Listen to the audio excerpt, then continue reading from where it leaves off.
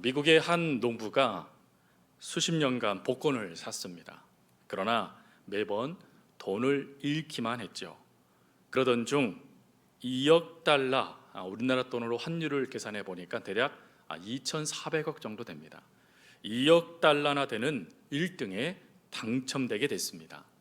당국에서는 혹시 농부가 2억 달러의 그 당첨금을 직접 받게 되어졌을 때 신장마비로 혹 죽지 않을까 염려하게 됐죠.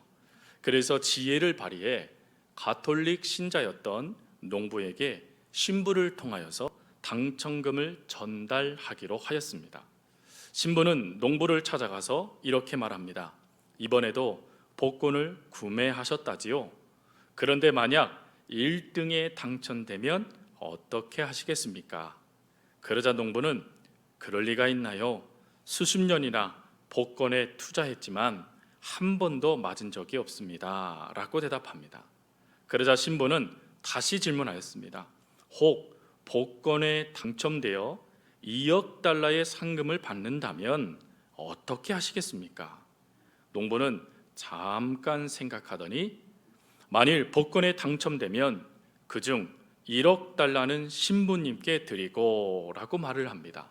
근데 이 말이 채 끝나기 전에 안타까운 일이 발생됐다고 하죠. 그것은 한 사람이 심장마비로 죽은 것입니다. 그 사람은 농부가 아닌 신부가 그만 1억 달러라는 말에 죽고 말았다라는 것이죠. 이 이야기에 이런 글이 실려져 있었습니다. 농부의 관심사는 복권 당첨, 즉 돈이었다라고 말이죠. 그러면서 또 이런 글이 실려져 있습니다. 신부를 비난하는 것이 아닙니다. 이 이야기의 신부님도 결국 관심이 돈이었습니다 라고 적혀져 있더라고요. 여러분, 사람은 누구나 다 관심사가 있습니다. 오늘 예배를 드리고 있는 성도님들의 관심사는 무엇입니까? 3월 17일자 동아닷컴에 사람들의 관심사가 무엇인가에 대한 기사가 실렸습니다. 그 기사는 연령대별로 관심사가 다르다라고 하며 소개를 해주고 있는데 70대의 관심사는 교통이라고 합니다. 즉 70대에는 어떻게 빠르게 병원에 가느냐, 또 편안한 교통으로 우리의 생활의 기쁨을 누리느냐 하는 것에 관심사가 있다는 것이죠. 60대는 그 관심사가 일자리에 있다라고 합니다. 퇴직을 하게 되어지니 제2의 인생을 살기 위해 일자리를 구할 수밖에 없는 게 현실이다. 그래서 그것에 관심사가 있다라고 기사는 이야기합니다. 그러면서 20대 여성의 관심사를 소개해 주는데 의아했습니다. 왜 그러냐면 보통 20대 그러면 뭔가 좀 다른 개인적인 것들이 나올 거라 생각했는데 그 관심사가 CCTV였습니다. 그 관심사의 내용은 안전이었다라는 것이죠. 세상이 험악해져 가다 보니까 혼자 사는 여성들이 안전을 제1의 우선순위로 두고 거기에 모든 관심사를 두고 있더라라는 것입니다. 그러면서 그 기사에 이러한 내용을 적어놨습니다. 그렇다면 전 세대를 아울러서 모든 국민의 관심사는 무엇인가 라고 말이죠. 여러분, 무엇이라 생각하십니까? 대한민국 전체 국민의 관심사, 그 기사에 이렇게 적어놨습니다. 모든 국민의 관심사는 부동산이다 라고 말이죠. 즉 어떻게 하면 아파트를 사느냐, 어떻게 하면 땅을 사느냐 하는 거기에 모든 이들의 관심사가 집중되어 있더라라는 것이죠. 그렇다면 오늘 이 말씀을 듣고 있는 우리 성도님들, 우리 그리스도인들에게 있어의 최고의 관심사는 무엇이어야만 할까요? 아니, 우리가 예수 그리스도를 믿고 있는 주의 제자라고 말한다면 주의 제자들에게 반드시 있어야 될 관심사, 우리 그리스도인들을 털고 약탕기에 다리고 짜내서 한 방울 똑 떨어진다라면 도대체 무엇이 우리의 삶에 남아야 되겠는가? 관심사는 무엇인가 하는 것입니다. 오늘 그거에 대하여 답을 주고 있는 것이 본문의 말씀입니다. 오늘 우리가 읽고 있는 베드로후서는 거짓 가르침을 방어하기 위해 기록된 서신입니다. 복음의 진리를 받아들였지만 복음 안에 복음의 진리를 행하지 않고 있었던 수많은 교우들에게 어떻게 하면 복음 안에 살아갈 것이냐, 어떻게 하면 우리의 관심사가 세상이 아닌 하나님께 집중되게 할 것이냐 하는 거에 모든 초점을 맞추고 반복하여 설교한 내용이 바로 베드로 후서입니다. 이 베드로 후서에서 베드로는 우리 그리스도인들이 가져야 될 관심사를 두 가지로 이야기하죠. 하나는 예수 그리스도다라고 이야기합니다.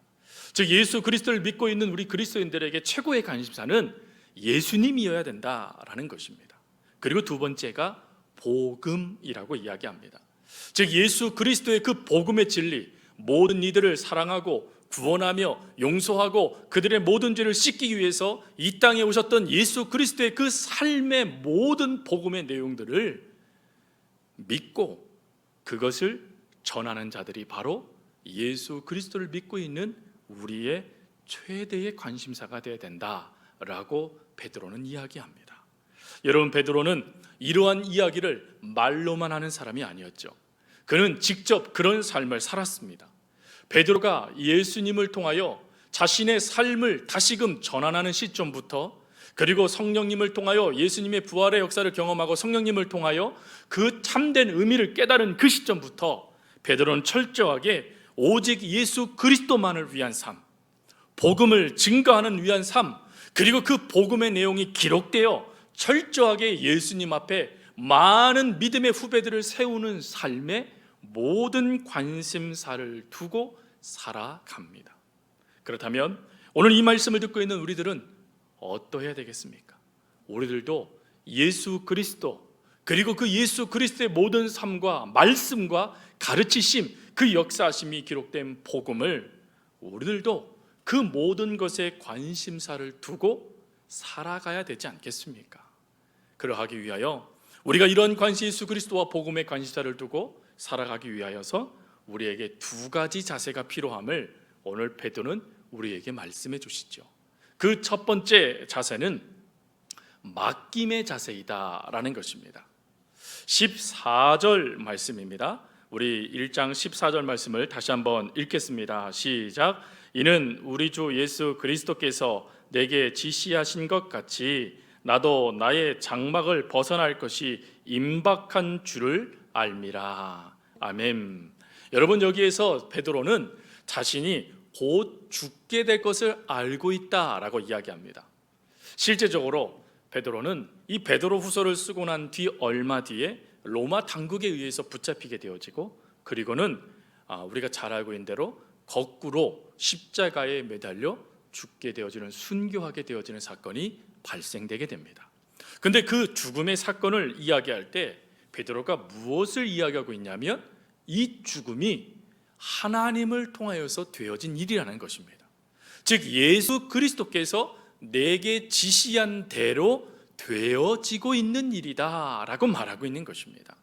이 말씀을 조금 더 깊게 다루어 보면 베드로가 로마 당국에 의해 잡히게 되어지고 로마 당국에 의해서 순교의 길을 걸어가는 그 사건이 어쩌다 보니 우연하게 발생된 사건이 아니라 예수 그리스도의 말씀대로 이어지는 사건, 예수 그리스도의 말씀대로 되어지는 사건이다 라고 말하고 있는 것입니다.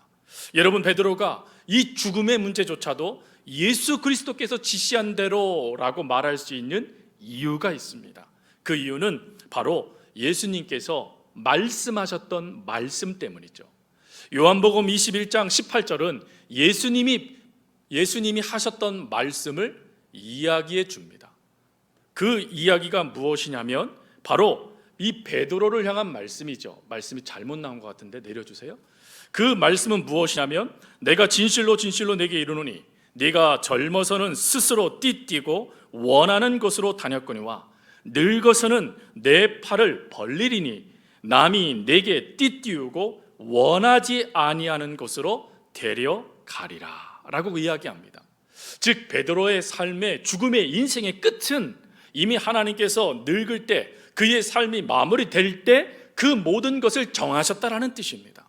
여러분, 이 말씀을 베드로가 그대로 아멘합니다. 그리고는 그의 삶에 나타나는 문제 앞에 흔들림 없이 이 말씀을 의지하죠. 이 말씀이 구체적으로 베드로의 삶에 나타났던 모습은 사도행전 12장에 나와 있던 말씀이었어요. 사도행전 12장 말씀에 가보면 헤롯 아그리빠 1세에 의해서 야고보 사도가 순교를 당합니다. 근데 그 야고보 사도가 순교를 당했을 때 그 유대 땅에 정치 세력이었던 유대인들이 너무 기뻐하는 거예요. 그러니까 이 아그리빠 1세는 즉시 두 번째 희생양을 준비합니다. 그게 바로 베드로였습니다. 그래서 베드로를 붙잡아 감옥에 가두고는 그 다음날 공개 처형을 하고자 결정하게 됐죠. 그리고는 잡아서 감옥에 가두는 그때 유대인들은 환호하게 되어지지만 안타깝게도 초대교회는 깊은 절망과 탄식에 사로잡히게 됩니다. 그래서 우리가 잘 알고 있는 대로 한 집에 모여서 기도하기 시작하죠. 하나님 도와주세요 라고 말입니다. 그런데 이런 초대교회의 비통함과 상관없이 베드로의 모습을 성경은 주목합니다. 베드로의 모습을 어떻게 성경은 말씀하시자면 사도행전 12장 7절 말씀을 보니까 이렇게 말합니다. 주의 사자가 나타나 베드로의 옆구리를 쳐서 깨웠다 라고 이야기를 해요. 여러분이 옆구리를 이 치다라는 이 단어, 치다라는 단어가 헬라어로 파타쇼라는 단어입니다. 이 파타쇼라는 이 단어는 때려 눕힌다, 죽인다 라는 뜻이에요. 그러니까 죽을 힘을 다해 치다 라는 뜻이 바로 이 파타쇼입니다. 그러니까 이 베드로가요 설잠 자고 있는 게 아니에요. 수면의 단계를 보면 논렘 수면, 아주 깊은 수면 가운데 있었다라는 것입니다. 그래서 주의 천사가 베드로를 아주 온 힘을 다해 옆구리를 발로 뻥 차지 아니하면 깨지 않을 정도의 깊은 잠을 자고 있었다라는 거예요. 근데 지금 이 장소가 어디입니까? 17절, 12장 7절 옥중에다 라고 말을 합니다. 감옥에 갇혀 있습니다. 상황은 어떻습니까? 내일 공개 처형을 당하는 그 상황입니다. 그런데 베드로가 그 시점에 태연하게 깊은 잠을 자고 있었다라는 거예요. 여러분 이걸 어떻게 우리가 설명할 수 있겠습니까? 더군다나 베드로가 잠을 잘 때요 그의 모든 것을 그들 갖추고 의복을 갖추고 잠을 잔 게 아니에요. 8절 9절에 가보면 천사가 뭐라고 말하냐면 너 띠를 다시금 띠고 신을 신고 그리고 빨리 일어나라 라고 말을 합니다. 이 얘기는 뭡니까? 지금 베드로가 띠도 풀어버리고 신발도 풀어버리고 아주 편안하게 내 집처럼 자고 있었다라는 것이에요. 그 당시의 의복은 오늘 우리의 의복과 다릅니다. 그 당시에는 띠를 두르지 아니하면 사람이 제대로 걸을 수도 없었다라고 합니다. 그래서 사람이 옷을 입고 걷고자 한다면 반드시 띠를 띄어야만 걸을 수 있었다고 하고, 또 신발은 샌들인데 이게 발목에 끈을 묶지 아니하면 샌들이 벗겨져 그 신발의 기능을 할 수 없는 신발이었다라고 하죠. 근데 신발도 벗어버리고 띠도 벗어버리고 태연하게 그리고 자고 있는 이 모습을 어떻게 우리가 설명할 수 있겠습니까? 그가 태생 성격이 그래서 그래 라고 말할 수 있을까요? 아유 다 포기해버려서 아유 될 대로 되라 라고 하고 있어서 그래 라고 말할 수 있을까요? 아니요. 베드로가 이렇게 할 수 있었던 것은 바로 예수님의 말씀, 너가 젊었을 때는 네가 원하는 대로 움직일 수 있지만 네가 늙었을 때에는 남이 너를 움직이게 될 거야, 남이 너의 생을 마감하게 될 거야 라는 그 말씀을 믿었기 때문이지 않겠습니까? 그 말씀을 믿고 자신의 현재 상황에 좌절하지 않고 오히려 그 상황 속에 하나님을 온전히 의지하는 모습, 그것이 지금 베드로의 삶에 나타났던 모습이었다라는 것입니다. 이러한 베드로의 믿음을 뭐라고 말하냐면 맡김의 영성이라고 말을 합니다.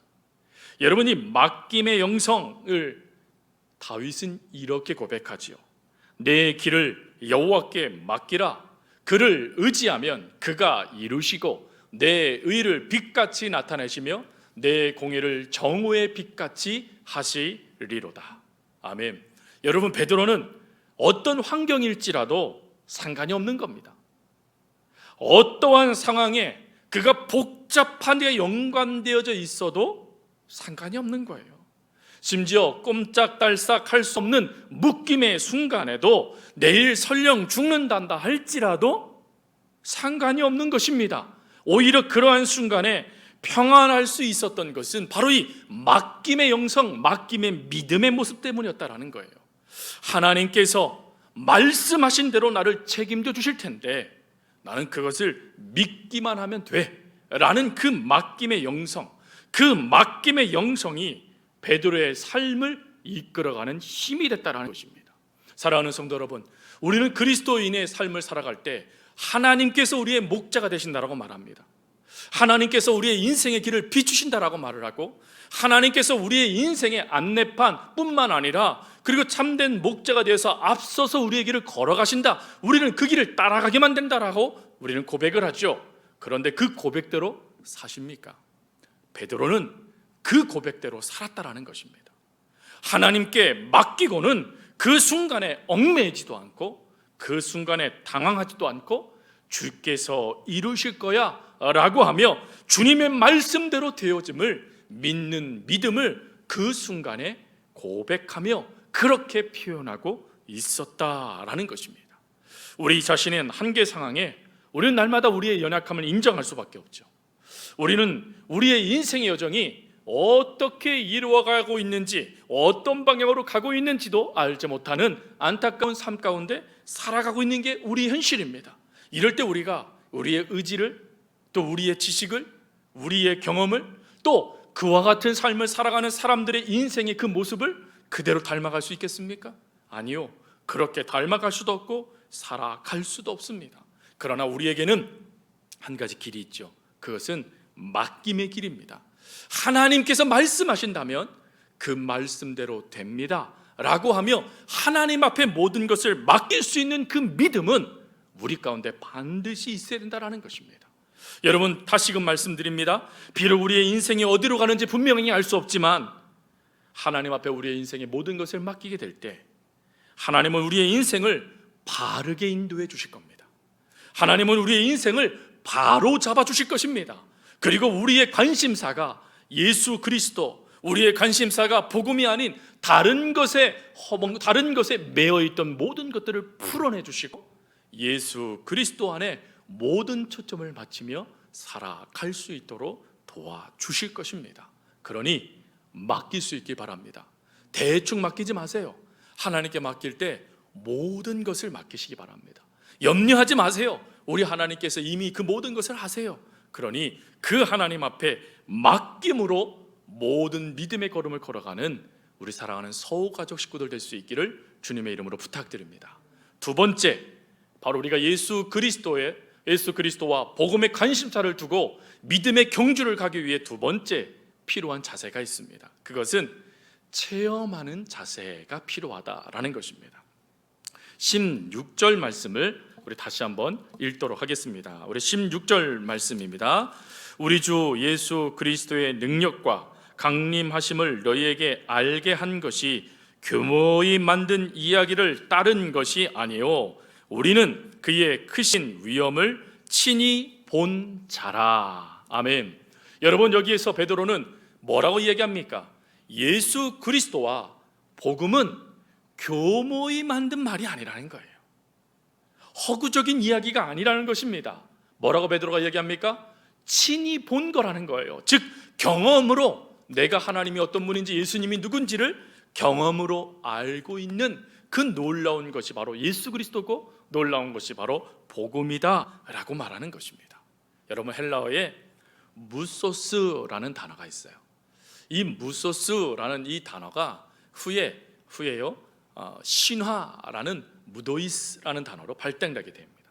근데 이 신화라는 이 단어가 어떤 뜻을 담고 있습니까? 화면에도 나와 있지만 허탄한 이야기, 쉬운 말로 가짜라는 것입니다. 그게 무소스예요. 신화는 가짜입니다. 그럴싸하지만 가짜라는 거예요. 제주도에도요 신화가 있죠.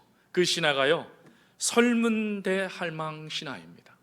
할망이 옷으로 흙을 나르다가 그 제주도가 생겼고 또 구멍이 생겨서 흙이 하나씩 빠진 게 섬이 됐다라는 거예요. 이 신화예요, 신화. 여러분, 이거 신화는 이야기예요, 가짜. 그것을 믿는 사람은 없습니다. 그런데 예수 그리스도는 신화가 아니죠. 예수 그리스도는 이 땅에 실제로 계셨고, 예수 그리스도는 이 땅에 실제로 사셨던 분이시며, 실제로 죽으셨고 실제로 부활하셨던 예수는 역사다라고 말하는 영화 제목처럼 실제로 예수님은 이 땅에서 우리를 위하여 삶을 사셨던 하나님이십니다. 그 하나님의 삶을 직접 목격한 자들을 사도라고 불렀습니다. 그 사도 중에 한 사람이 바로 베드로 사도이죠. 베드로 사도는 우리가 읽지 않았지만 예수님의 역사를 직접 본 그 사건을 대하여 17절 18절에 무엇이라고 이야기하냐면, 지극히 큰 영광 중에서 이러한 소리가 그에게 나기를 이는 내 사랑하는 아들이요 내 기뻐하는 자라 하실 때에 그가 하나님 아버지께 존귀와 영광을 받으셨느니라 라는 말을 합니다. 이 말씀은요, 마태복음 17장, 마가복음 9장, 누가복음 9장에 동시에 기록되고 있는 변화산 사건을 이야기하는 것입니다. 변화산 사건을 경험한 제자는 3명입니다. 베드로, 야고보, 요한 사도밖에는 이 변화산 사건을 경험하지 않았죠. 그 경험한 사건을 통하여 예수님이 누군지에 대한 증언이 나오기 시작합니다. 베드로는 이 사건을 오늘 베드로 후서의 말씀을 통하여 다시 한번 이야기해 줌을 통하여 무엇을 말해주고 싶은 것이냐면, 베드로는 나는 예수님이 누구신지 체험하여 알고 있는 제자이다 라는 것을 말해주고 싶은 겁니다. 즉 예수님은 실제다, 가짜가 아니다, 반드시 믿어야 되고 우리의 모든 관심사가 예수님께 있어야 될 중요한 하나님이시다라는 것을 자신의 경험을 가지고 설명하고 있는 게 본문의 말씀이기도 합니다. 여러분, 기독교의 신앙 단순히 이론만의 신앙이 아니에요. 기독교는 교리만의 신앙이 아닙니다. 기독교는 체험의 신앙이에요. 하나님의 살아계심을 경험하는 신앙이 바로 기독교의 핵심이고 능력이에요. 여러분, 성경을 보면 많은 믿음의 선배들이 바로 이 체험 신앙의 은혜를 고백합니다. 창세기 28장을 보십시오. 야곱이 그의 잘못된 엄마의 계략에 동참함을 통하여 장자권을 도둑질하고 도망가게 될 때 그는 베델에서 하나님을 만나게 됩니다. 하나님을 만나기 전에 그는 하나님에 대해서 어떻게 알고 있었냐면, 바로 하나님의 말씀 28장 13절에 나와 있는 것처럼 나는 여호와니 너의 조부의 아브라함의 하나님 이삭의 하나님이라 라는 말씀처럼 단지 하나님은 할아버지의 하나님, 아버지의 하나님 정도로만 알고 있었던 이가 야곱이었습니다. 근데 이 도망자의 신세가 되어 이 노상에서 잠을 잘 수밖에 없는 그 순간에, 그 비참한 순간에 하나님이 야곱을 찾아오세요. 그리고는 하나님이 그에게 약속하세요. 은혜를 더하세요. 그 은혜를 경험한 이후에 야곱이요 하나님을 향하여 뭐라고 고백하는 줄 아십니까?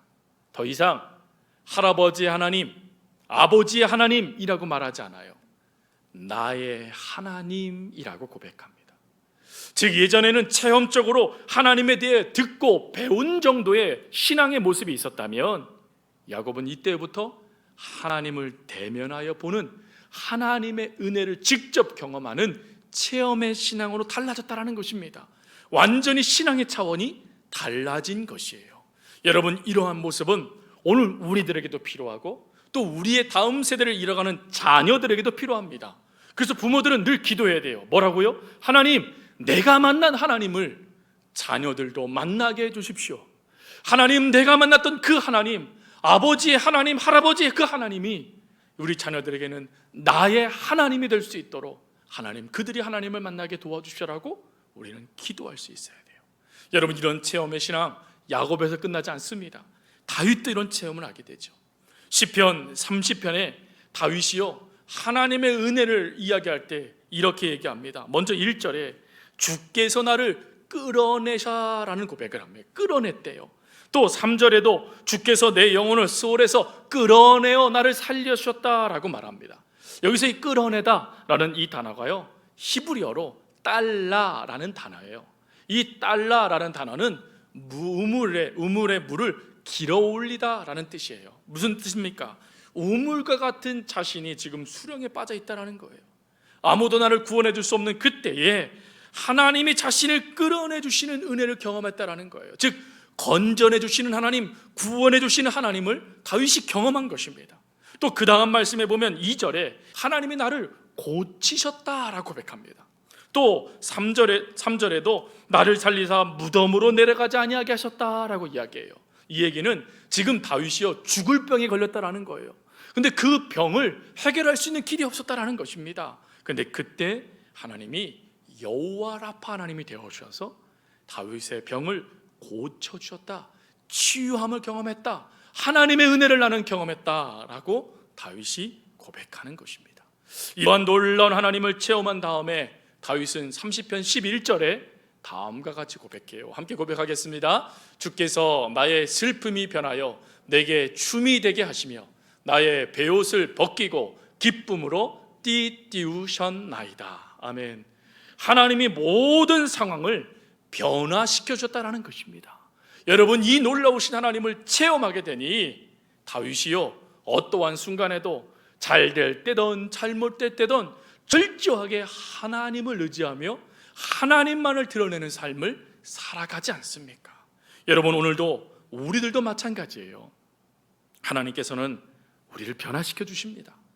하나님께서는 우리의 인생을 슬픔을 변하여 기쁨이 되게 해주실 뿐만 아니라 근심의 걱정이 변하여 소망의 찬송이 되게 해주십니다. 우리 하나님은 베드로, 야곱, 다윗을 변화시키고 또 그들을 체험할 수 있도록 만나 주셨던 것처럼 오늘 우리들의 삶에도 찾아와 주시고 만나 주시고 삶을 변화시켜 주셔서 하나님 은혜 안에 있는 체험 신앙을 가지고 예수 그리스도와 복음 안에 살아갈 수 있도록 도와주신다 하는 것입니다. 말씀을 마칩니다. 하나님은 우리의 관심사가 세상에 있기를 원치 않으십니다. 아니, 우리의 관심사가 하나님과 나누어지기를 또 원치 않으십니다. 하나님은 우리의 모든 관심사가 예수 그리스도, 우리의 모든 관심사가 복음에 있기를 원하십니다. 그러하기 위해서 두 가지를 요청하신 것이죠. 맡겨라, 하나님께 맡기라는 것입니다. 여러분, 우리의 인생의 모든 것은 하나님의 손 안에 있다라고 믿는다라면 더 이상 두려워하지 마시고 염려하지 마시고 하나님 앞에 맡기고 평안하십시오. 하나님은 우리에게 그와 같은 은혜를 도와실 겁니다. 또 두 번째로, 흔들립니까? 맡겼지만 무엇인가 부족해 보이십니까? 아니, 그럴 때 하나님은 경험케 해주실 거예요. 하나님이 어떤 분이신지에 대하여 경험하여 그 하나님 안에 있는 자가 얼마나 복된 자인지를 깨닫게 해주실 것입니다. 그러니 체험케 해주시는 하나님, 또 모든 것을 맡아 주셔서 바른 길로 온전하게 그 모든 길을 역사하시는 하나님을 바라보면서 그 하나님께 모든 관심사를 두고 믿음으로 믿음의 경주를 달려갈 수 있는 저와 여러분이 될 수 있기를 간절히 주님의 이름으로 부탁드립니다.